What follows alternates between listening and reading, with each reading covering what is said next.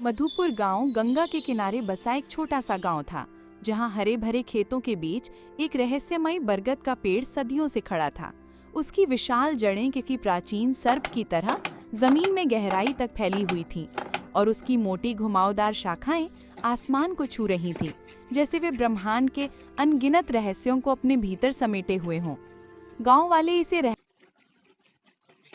पेड़ कहते थे, और इसके नाम के पीछे सिर्फ कहानियां नहीं, बल्कि सदियों पुराने डर और अनसुलझे रहस्य छिपे थे।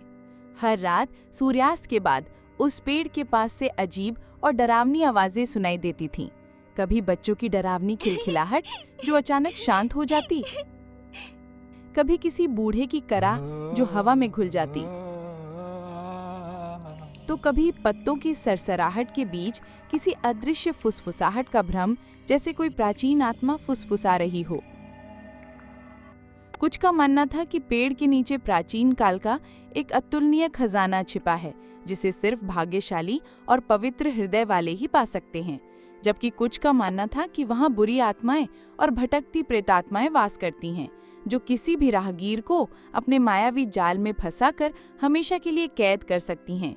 इसी गहरे डर के कारण सूर्यास्त के बाद कोई भी उस पेड़ के पास जाने की हिम्मत नहीं करता था, और दिन में भी लोग एक निश्चित दूरी बनाए रखते थे, जैसे पेड़ के चारों ओर एक अदृश्य अभेद्य घेरा हो। इसी गांव में रहता था रामू, एक गरीब किसान। उसकी छोटी सी झोपड़ी थी, जिसकी टूटी हुई छत बारिश में टपकती थी और जिसकी दीवारें मिट्टी और गोबर से बनी थीं।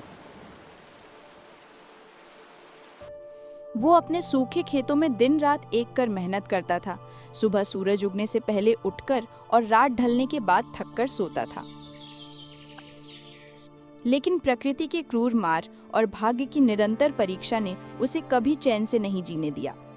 उसका एक दोस्त था, शेखर, जो हमेशा जल्दी अमीर बनने के सपने देखता था और अक्सर हवाई किले बनाता रहता था। उसकी बातों में अक्सर लालच की चमक और जल्दबाजी की धुन होती थी। वो हमेशा आसान रास्तों की तलाश में रहता था, भले ही उसके लिए दूसरों को नुकसान पहुंचाना पड़े। गांव में सूरज, एक लालची और क्रूर व्यापारी जिसका सूदखोरी का धंधा पूरे गांव में फैला था, भी रहता था। सूरज किसी भी कीमत पर लोगों की जमीनें हथियाने और उन्हें अपने अधीन रखने को तैयार रहता था। और फिर थी कलावती, एक बुजुर्ग रहस्यमयी महिला जो गांव के बाहर एक टूटे फूटे घर में रहती थी। उसके बारे में कहा जाता था कि उसे जड़ी बूटियों और प्राचीन विद्या का गहरा ज्ञान था, और कुछ लोग उसे डायन भी कहते थे, जबकि कुछ उसे गांव की पुरानी कहानी